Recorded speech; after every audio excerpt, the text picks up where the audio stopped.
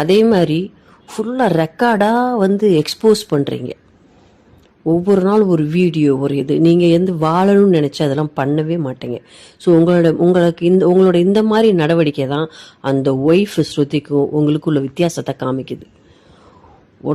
அதே மாதிரி பார்த்தீங்கன்னா, அந்த சோஷியல் மீடியா இன்டர்வியூ எடுக்க வரவங்ககிட்ட ஃபுல்லாக வந்துட்டு நேற்று கூட உங்கள் வீடெல்லாம் எக்ஸ்ப்ளோர் பண்ணியிருக்கீங்க. அவருக்கு எப்படி பர்த்டே கொண்டாடணும், எவ்வளோ நான் அன்பாக இருந்தேன், பாசமாக இருந்தேன். உங்கள் வேலை அதுவாங்க? ஒரு பொறுப்பான அம்மாவாக இருக்கிறத விட்டுவிட்டு அவருக்கு வந்து பணிவிடை செய்கிறது உங்கள் வேலையா? அவரை இன்ஸ்பயர் பண்ணுறதா உங்கள் வேலையா? ஸோ இதைத்தான் உங்கள் முட்டாள்தனம். படித்து இண்டிபெண்ட்டாக அழகாக வாழாமல், உங்கள் திறமையை வச்சு வாழாமல், ஒரு பொறுப்பில்லாத ஒரு பெண்ணாக நீங்கள் நடந்துக்கிட்டதுக்காக மட்டும்தான் உங்கள் மேலே எல்லாருக்கும் வருத்தம், எனக்கும் வருத்தம். இந்த வீடியோ உங்களுக்கு பிடிச்சிருந்துச்சுன்னா லைக் பண்ணுங்கள், ஷேர் பண்ணுங்கள், கமெண்ட் பண்ணுங்கள், சப்ஸ்கிரைப் பண்ணுங்கள்.